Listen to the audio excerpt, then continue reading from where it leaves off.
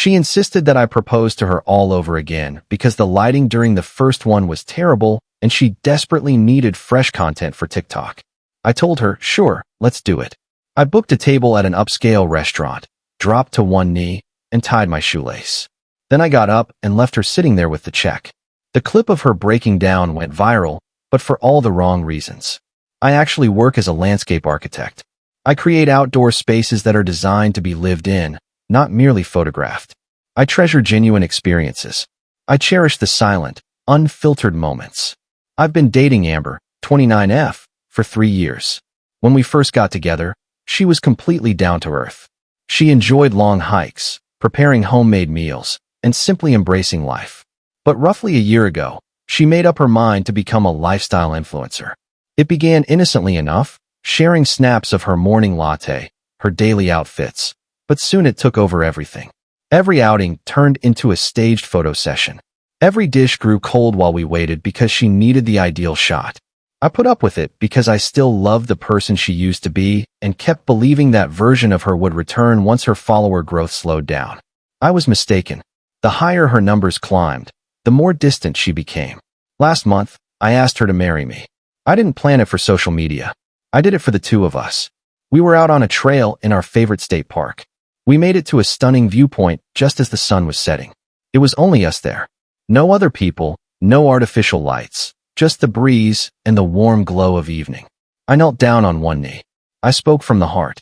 I told her she was my closest companion. She accepted. She teared up. It felt flawless. At least, that's what I believed. Yesterday, Amber pulled me aside for a serious talk. She appeared focused while scrolling on her phone. Honey, she said, we've got an issue. What's wrong? Is something with the ring? The ring is perfect. It's the proposal itself. I can't use any of these pictures. Why not? The lighting is awful. The sun was behind you. My face ended up in shadow, and my hair looked messy. And you didn't even arrange for a secret photographer. It comes across as cheap. I just looked at her. It was a hike, Amber. It was private and meaningful. Private moments don't drive engagement, Mike, she shot back. I need material. Proposal content is exploding right now. I could land major sponsorships for the wedding if we blow up online. So here's the plan. She opened a spreadsheet. An actual spreadsheet. We're staging a second proposal. You have to reserve a spot at Lumiere, the priciest French spot in town. Put on your navy suit. I already picked out a new gown. You'll pop the question during dessert. I've booked a professional videographer for multiple angles. Try to get emotional this time. It performs better with audiences. A heavy feeling settled in my gut. She didn't want me as a partner. She didn't want a real marriage.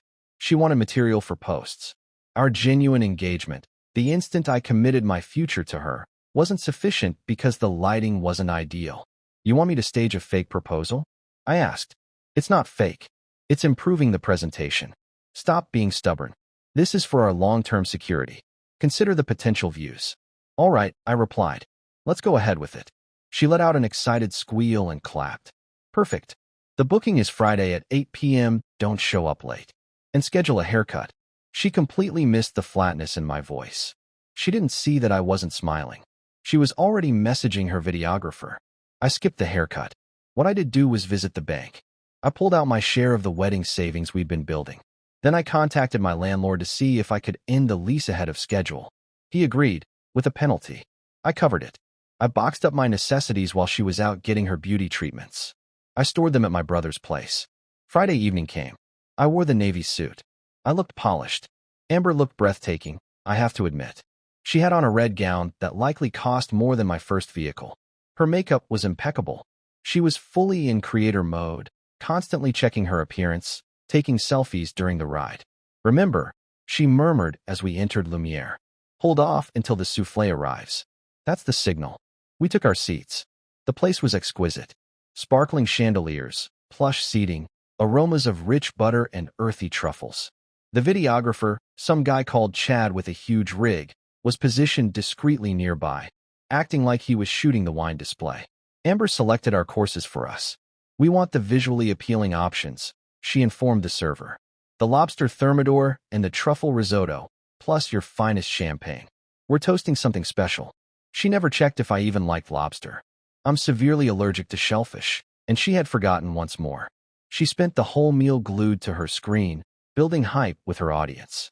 Something incredible is coming soon. Keep watching.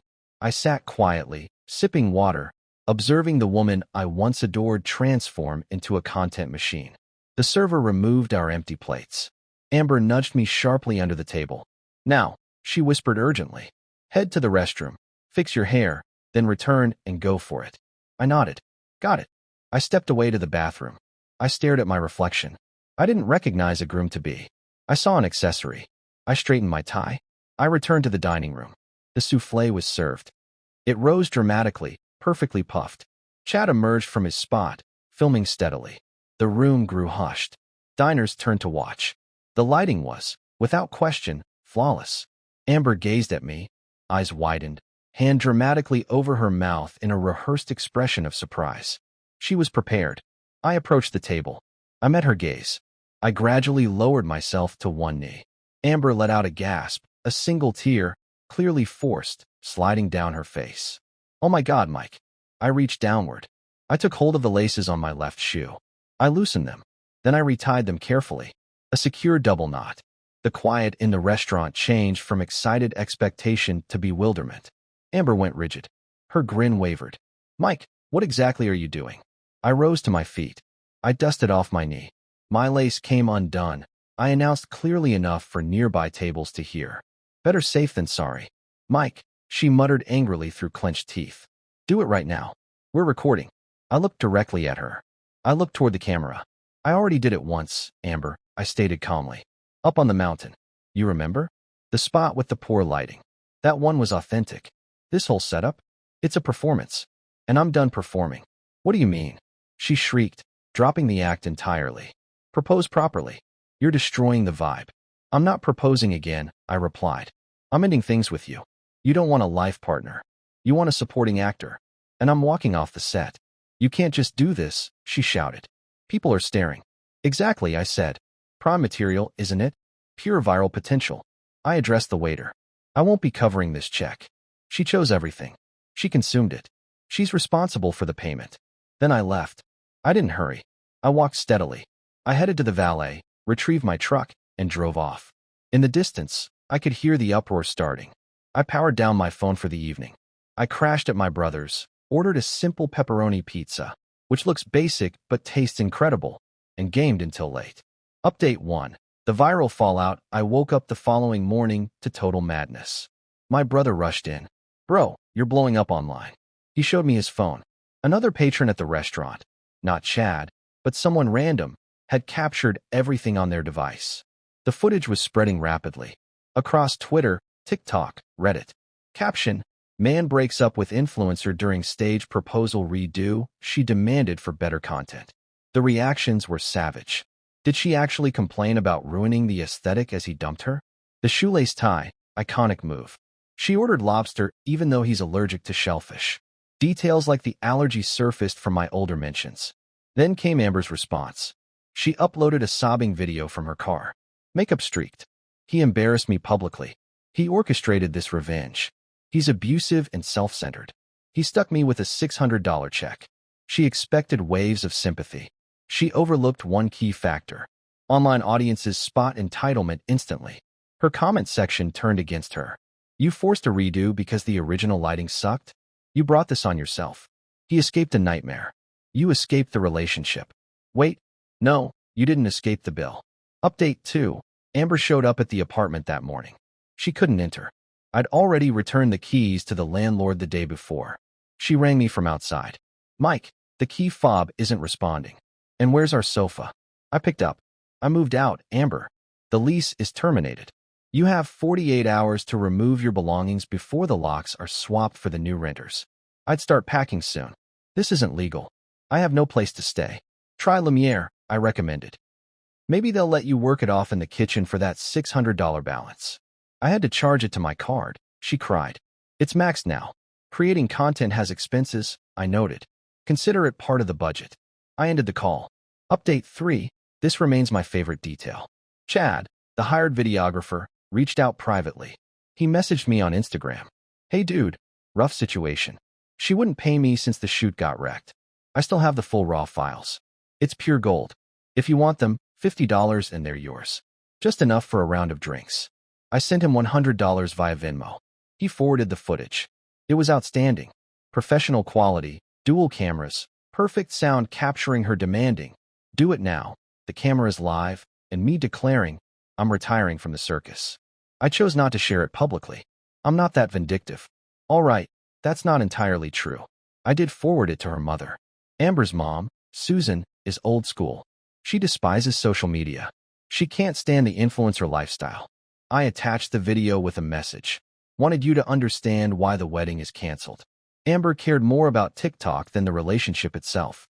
I'm truly sorry, Susan. I gave it my best. Susan replied quickly, "Good heavens. I'm deeply apologetic, Mike." She's grounded. No arguments, even at 29. She's moving back here, and she'll find proper employment. Final update. 3 months on, I'm settled in a new place. It has excellent natural light, though I never share photos of it. I'm seeing someone named Jessica.